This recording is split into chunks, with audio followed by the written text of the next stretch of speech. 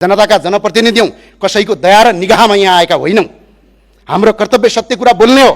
कसैले कसैलाई कति समर्थन गर्छ, कसको पक्षमा कति सांसद छन्, कसको सरकार छ, कसको जनमत छ, कसले कति साइबर बुलिङ गर्न सक्छ, त्यो विषयवस्तु हामीलाई कुनै महत्त्व छैन।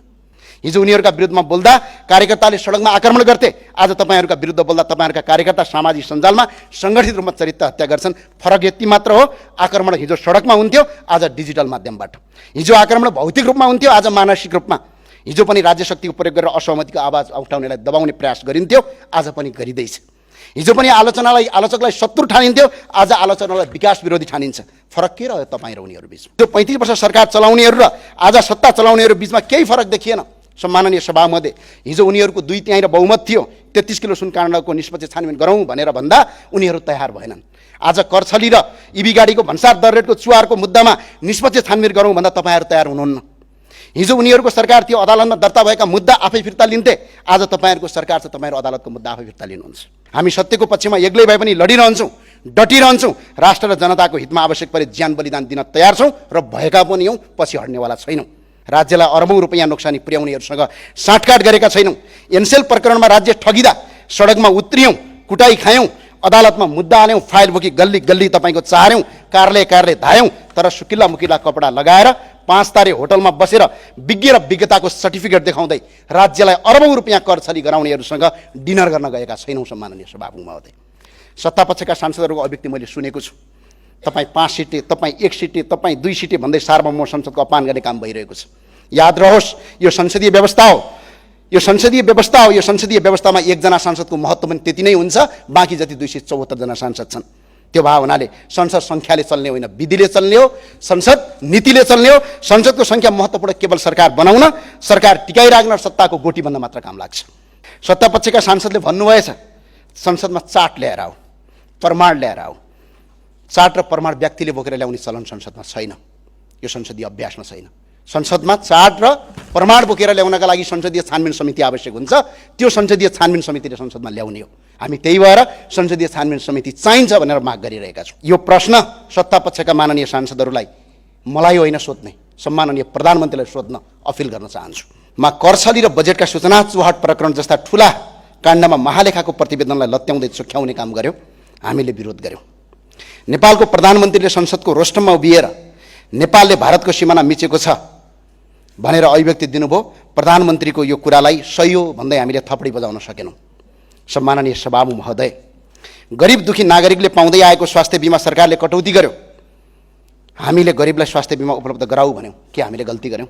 सम्माननीय सभामुख महोदय, सरकारले हुकुमवासीलाई विस्थापित गर्यो, हामीले खुलेर सरकारको प्रशंसा गर्यौँ र भन्यौँ आम नागरिकलाई दुःख दिने काम नगर, सरकारले नीति र विधि पुर्याएर मात्र ती नागरिकलाई त्यहाँबाट ओसार भन्यौँ, के हामीले गलत गर्यौँ? सम्माननीय सभामुख महोदय, हामीले अर्थमन्त्रीज्यूको विश्वविद्यालयको सर्टिफिकेटमाथि प्रश्न गरेका होइनौँ।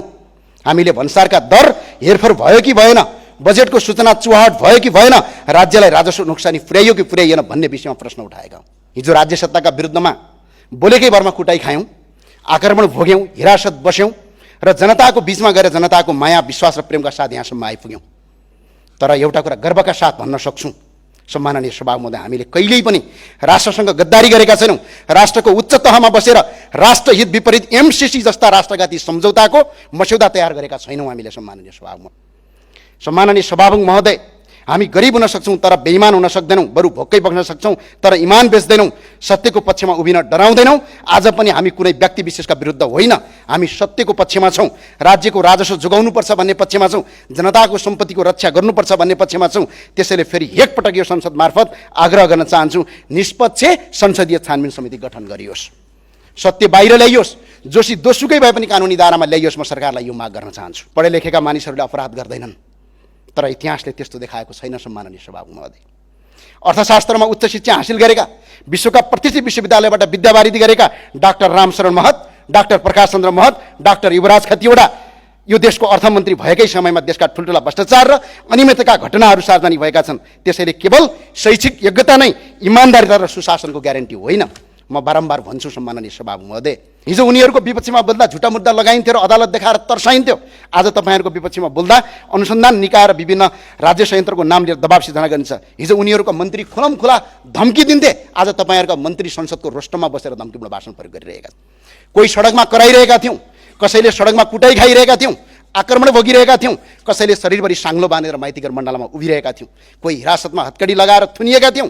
तर आज सत्ताको रुमत लिने केही मन्त्रीहरू हिजो त्यही सत्ता राज्य सत्ताको छत्रछायामा हुर्किँदै राष्ट्रघाती एमसी पास गराउन सघाउँदै हामीमाथि आक्रमण गर्न आक्रमणकारीको सहगोत्री थिए। र सम्माननीय सभामुखले हिजो संसदमा झन्डै त्यतिखेर सरकारको पनि 2/3 थियो, बहुमत थियो, त्यो सरकारले हाम्रो कुरा सुनेन, प्रतिपक्षलाई अपमान गर्यो, सांसदलाई अपमान गर्यो। त्यसको परिणामस्वरूप भदौ 24 र 23 को आन्दोलन भयो। त्यो सरकारको संसदको बहुमत केही काम लागेन, हेलिकप्टर चढेर भाग्नुपर्ने दिन आयो। सम्माननीय सभामुख महोदय, 35 वर्षदेखि तिनीहरूले लुटेकै कारणले गर्दा अहिले जनताले जनमत परिवर्तन गरेका हुन्। फेरि लुट भनेर जनताले जनमत दिएका होइनन्। यो कुरा हेक्का रहोस्। सम्माननीय सभामुख महोदय, तपाईँहरू टेलिभिजनभित्र चिल्ला स्टुडियोभित्र बसेर एसी रुमभित्र बसेर आफ्ना विचार राख्नुहुन्थ्यो होला, हामी सडकमा उभिएर आफ्नो आवाज उठाउँथ्यौँ। तपाईहरू सामाजिक सञ्जालमा स्टाटसबाट देश बदल्ने सपना देख्नुहुन्थ्यो होला, हामी लाठी भाला र साङ्गीतिक आक्रमण भोग्दै गिरफ्तारी र दमन सहदै परिवर्तनको आवाज उठाउँथ्यौँ। तर हाम्रो आवाज एउटै थियो, सुशासन सुशासन, भ्रष्टाचार मुक्त नेपाल। सम्माननीय सभामुख महोदय,